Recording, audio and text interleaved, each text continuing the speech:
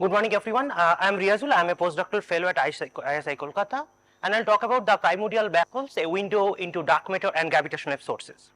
And this talk will be based on these 5 references, and those talks has been done in collaboration with the space. So this is my outline of my talk. So first of all, I try to motivate that why we considering the primordial black hole at the very early universe, and what is motivating why considering this considering the primordial black hole. Then I move to my goal by considering the several gravitational wave and the dark matter sources associated with these black holes. Like for the stable black holes, we knew that the stable black holes can be treated as a dark matter, and I will show that in which parameter space of the black hole mass it can be treated as a dark matter. And then I look into the evaporating black holes, where typically I consider the black hole mass less than 10 to the power 9 gram. In that case, it's ultralight and it evaporates before BBN. In that case, I am talking about that what will be the dark matter parameter space associated with it. And finally, I move into the gravitational signatures associated with this primordial black hole, and talk about 4 different sources. One is associated with the formation. We know that if the black hole form from the inflationary origin, if we have USR kind of model, or we have a bump or dip-like features in the potential, it generally leads to a enhancement in the curvature perturbation, and that can form primordial black holes. So that can also leads to a induced gravitational wave. I will talk about that. And then isocurvature perturbation, because these inhomogeneities in the PVH number density, that can lead to the isocurvature perturbations, and that will also lead another induced gravitational wave source. Then the adiabatic one, which is associated with the inflationary perturbation, even for the scale invariant inflationary power spectrum, that what happens if you have a PVH domination era. So density perturbation will grow, your parting potential is constant. In that case, if there is a sudden transition from primordial black hole to radiation domination, that also leads to this kind of induced gravitational wave. And finally, the evaporation induced emission. This is simply, you can say, the graviton production from the evaporating black holes. And finally, I talk about how the Mabry-Madden effect and the non-standard cosmology will impact on the production of the dark matter and gravitational wave. So finally, why primordial black holes? I already talked about that we didn't know much about the very early universe, the before BBN physics. We only have observations of CMB, and we know the relics from the BBN. But if we consider the black hole is one of the candidates there and form after inflation, then have several sources, gravitational wave and dark matter associated with it, and that can give rise some detectability of this very early universe. That is one of the motivation.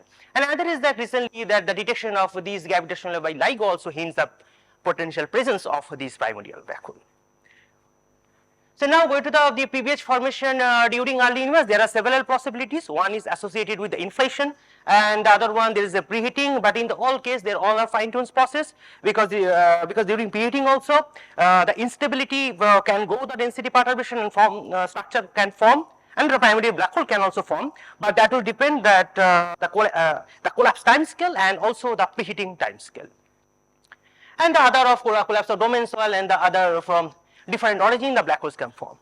And if you consider once the primordial black hole can form, so it will start to evaporate it, and the evaporation is not a pure black body, there is a deviation from the black body, so you need to calculate the gray body factor. So this is the energy spectrum of the emitting particle, of the massless particle, and this is the different spin. I've shown that what will be the flux of the emitting particle.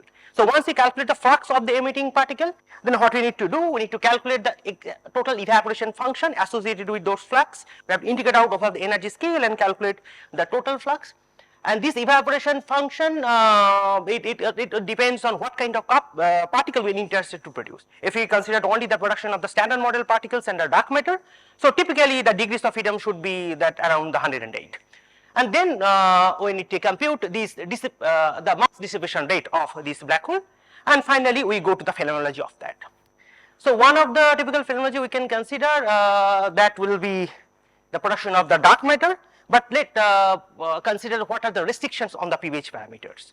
If it is ultralight and evaporating one, not stable still today, so then there are several constraints on the primordial black hole. So one is coming from the BBN, so you need to evaporate before BBN, otherwise there will be other restrictions on that.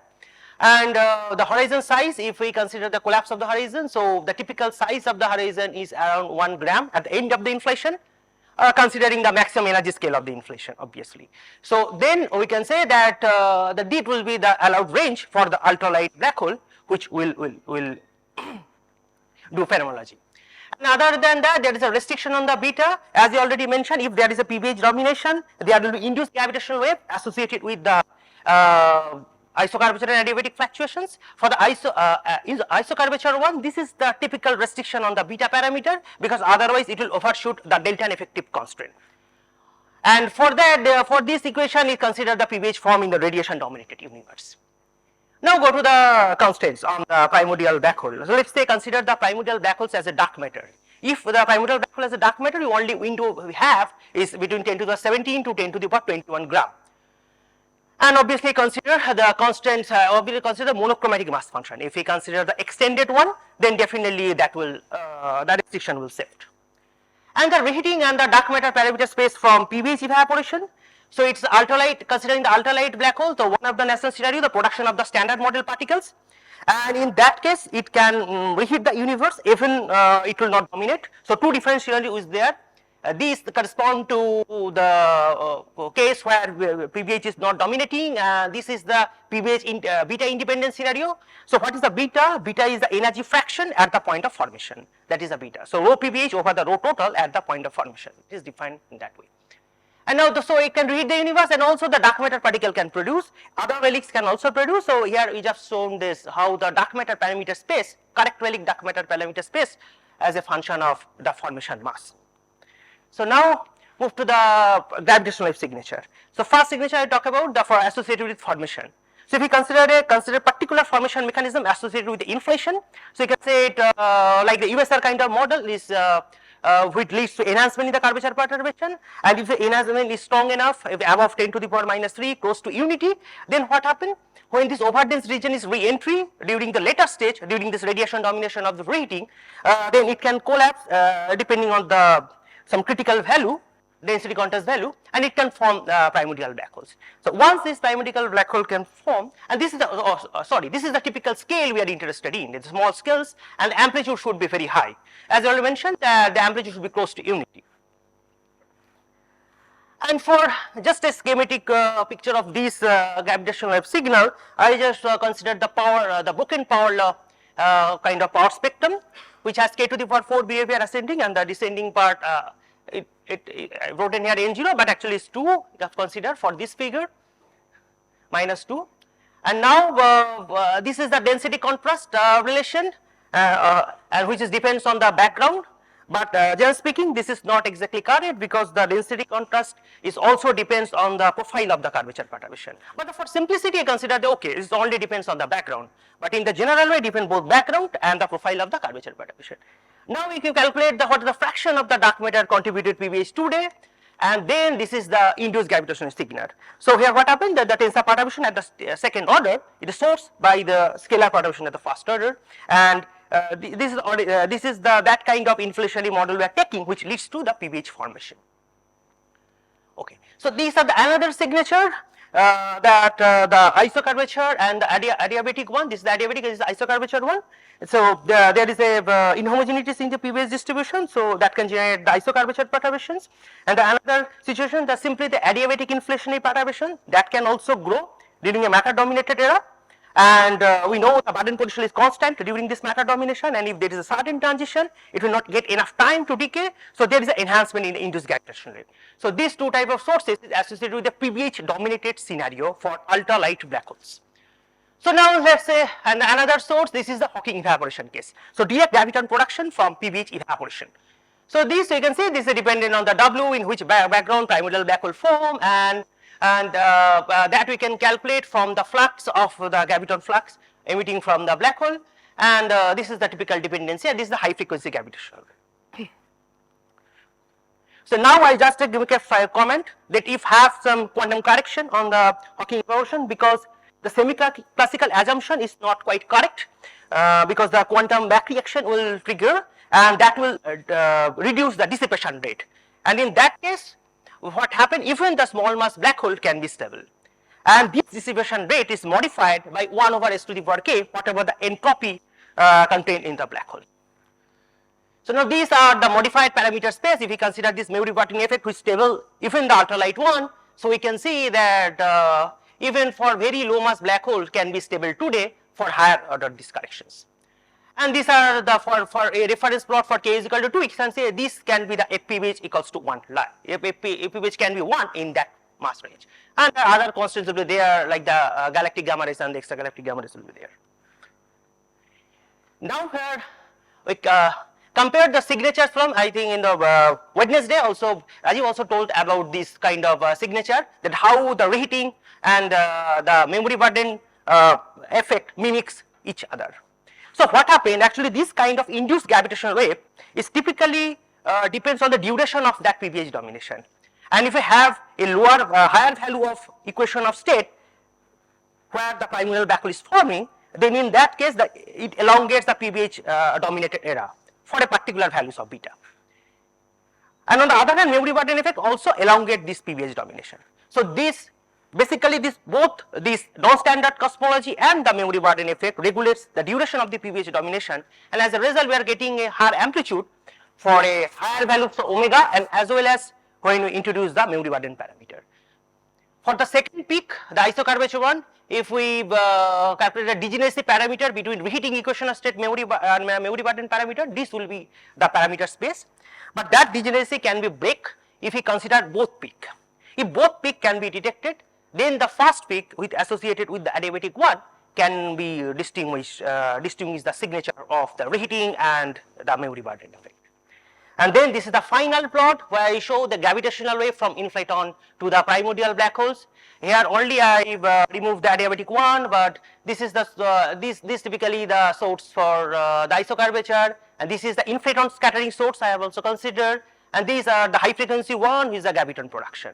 And the solid dashed lines are for memory burden. And for the memory burden for the high frequency we are getting the two peaks, and this is typically because the memory burden effect trigger after when the mass of the black hole becomes half of the initial mass.